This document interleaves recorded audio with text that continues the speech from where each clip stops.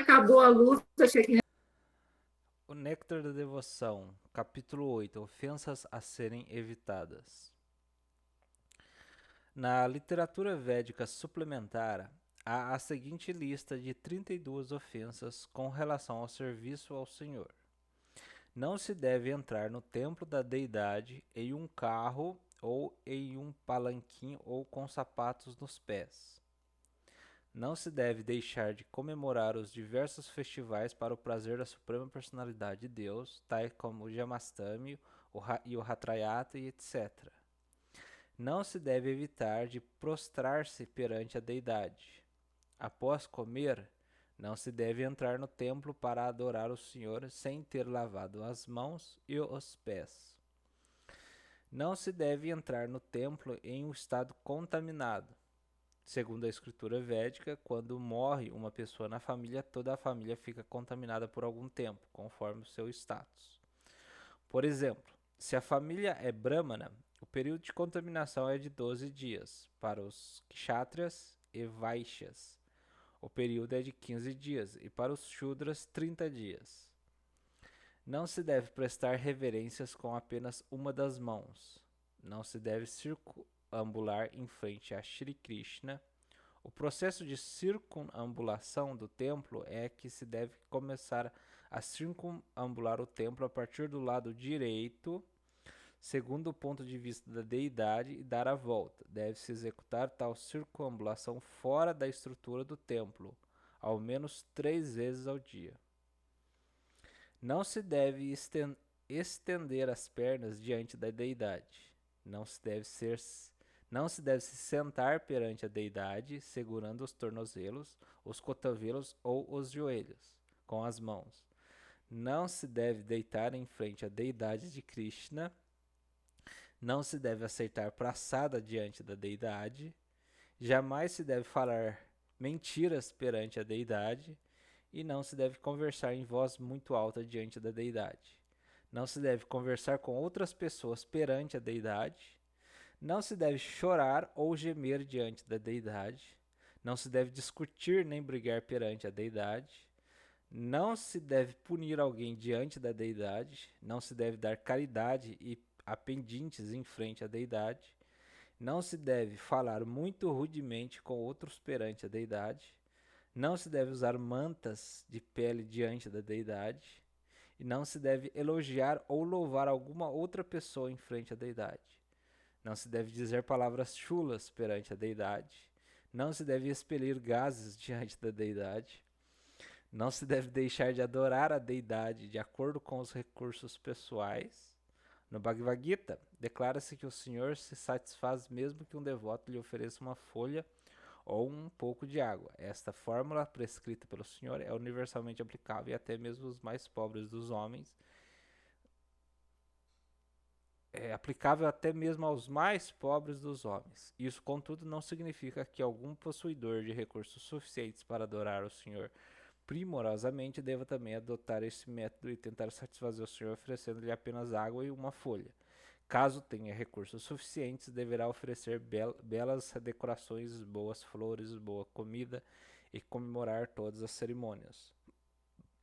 Não é que se deva tentar satisfazer o Senhor Supremo com um pouco de água e uma folha, gastando todo o dinheiro consigo mesmo para satisfazer os sentidos. Não se deve comer nada que não seja primeiramente oferecido a Krishna.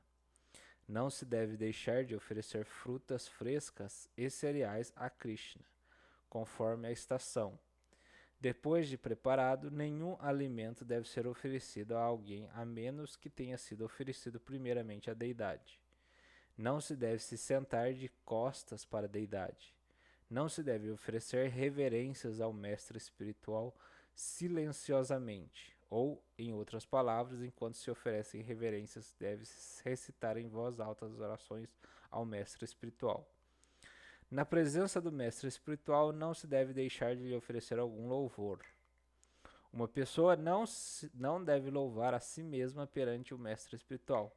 Não se deve ridicularizar os semideuses diante da deidade.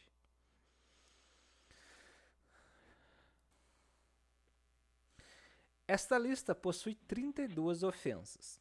Além dessas ofensas, há Você, uma. tipo assim, já segura o joelho. Esta lista possui 32 ofensas. Além dessas ofensas, há uma soma de ofensas mencionadas no Varaha Purana, as quais são as seguintes: não se deve tocar na deidade em um aposento escuro, não se deve deixar de seguir estritamente as regras e regulações para adoração à deidade, não se deve entrar no templo da deidade sem que se faça primeiro algum rumor. Mas tem gente lá que me tratava como. Deidade, então vamos lá. Não se deve oferecer à deidade nenhum alimento que tenha sido visto por cães ou outros animais inferiores. Não se deve quebrar o silêncio durante a adoração. Não se deve urinar ou evacuar durante a adoração. Não se deve oferecer incenso sem que se ofereça alguma flor. Não se deve oferecer flores inúteis sem nenhum perfume. Não se deve deixar de higienizar os dentes com muito cuidado todos os dias. Não se deve entrar no templo diretamente após ter relação sexual. Não se deve tocar em uma mulher durante o seu período menstrual. Não se deve entrar no templo depois de ter tocado em um cadáver. Não se deve entrar no templo usando roupas vermelhas ou azuis ou que não estejam lavadas. Não se deve entrar no templo depois de ter visto um cadáver. Nossa. Não se deve expelir gases dentro do templo. Não se deve ficar irritado dentro do templo. Não se deve entrar no templo após ter visitado um crematório. Não se deve eructar perante a deidade. Logo, não se deve entrar no templo até que se tenha digerido completamente qualquer alimento. No caso, arrotar. Não se deve fumar maconha ou ganja. Não se deve fazer uso de ópio ou intoxicantes similares. Não se deve entrar no aposento da deidade ou tocar o corpo da deidade após ter aplicado óleo no próprio corpo. Não se deve desrespeitar uma escritura que ensine o respeito à supremacia do Senhor. Não se deve apresentar nenhuma escritura contrária. Não se deve mascar betel perante a deidade. Não se deve oferecer uma flor que tenha sido conservada em um vaso sujo. Não se deve adorar o Senhor sentando diretamente no chão, senão que é preciso haver um assento ou um tapete. Não se deve tocar a deidade antes de ter se banhado completamente. Não se deve decorar a testa com a tílaca de 3 linhas. Não se deve entrar no templo sem lavar os pés e as mãos. Outras regras que não se deve oferecer, outras regras que não se deve oferecer alimentos que tenham sido cozinhados por um não Vaishnava.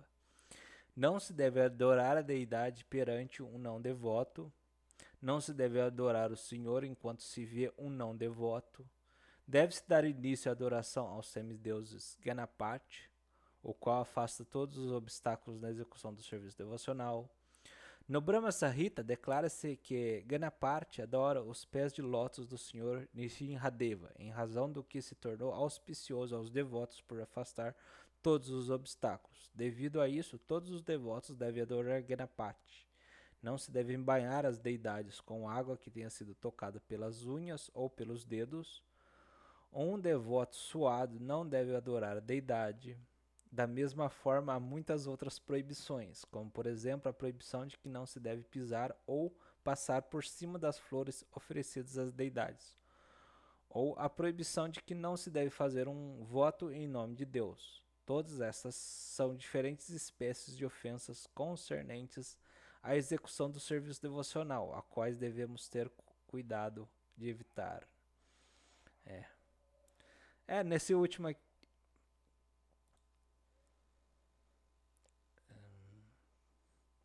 todas essas são diferentes espécies de ofensas concernentes à execução do serviço devocional, as quais devemos ter cuidado de evitar. No Padma Purana, declara-se que mesmo uma pessoa cuja vida seja completamente pecaminosa será completamente protegida pelo Senhor caso simplesmente se renda a Ele. Assim, aceita-se que a pessoa que se rende à Suprema Personalidade de Deus Livra-se de todas as reações pecaminosas, e mesmo quando uma pessoa ofende a própria suprema personalidade de Deus, ela pode ainda assim ser salva caso simplesmente se refugie nos santos nomes do Senhor. Hare Krishna, Krishna Krishna, Hare Hare, Hare Rama, Rama Rama, Hare Hare. Em outras palavras, o canto de Hare Krishna possui o benefício de erradicar todos os pecados, mas caso uma pessoa ofenda os santos nomes do Senhor, ela não tem chance alguma de se salvar. São as seguintes as ofensas contra o cantar do santo nome: blasfemar os devotos que têm dedicado suas vidas à propagação do santo nome do Senhor. Considerar que os nomes de semideuses como o Sr. Shiva ou o Sr. Brahma estão à altura ou são independentes do nome de Sr. Vishnu. Às vezes, a classe dos ateístas julga que qualquer semideus é tão bom quanto a suprema personalidade de Deus, Vishnu. O devoto, por outro lado, sabe que nenhum semideus, por mais grandioso que seja, é independentemente tão bom quanto a suprema personalidade de Deus. Destarte, se alguém considera que pode cantar Kali Kali ou Durga Durga, que é semelhante a cantar, é o mesmo que cantar o Hare Krishna, essa é a maior das ofensas. Desobedecer às ordens do mestre espiritual. Blasfemar a literatura védica ou a literatura de acordo com a versão védica. Considerar que as glórias de cantar Hare Krishna são produto da imaginação. Interpretar o santo nome do Senhor de alguma maneira deturpada. Cometer atividades pecaminosas apoiando-se no santo nome do Senhor. Por poder se livrar de todas as espécies de reações pecaminosas com o cantar do santo nome do Senhor, o indivíduo não deve considerar que pode continuar a atuar pecaminosamente e, em seguida, cantar Hare Krishna para neutralizar seus pecados. Tal mentalidade perigosa é muito ofensiva e deve ser evitada. Considerar que cantar Hare Krishna é uma das atividades ritualísticas auspiciosas que os Vedas oferecem como atividades fruitivas. Karma Kanda. Instruir o infiel a respeito das glórias do santo nome. Qualquer pessoa pode participar do canto do santo nome do Senhor, mas no princípio não se deve instruir uma pessoa a respeito da potência transcendental do Senhor.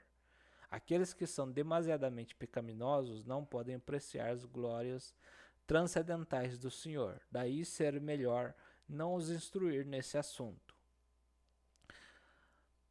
Depois, Todo devoto que afirma ser um Vaishnava deve precaver-se contra essas ofensas a fim de alcançar rapidamente o sucesso desejado.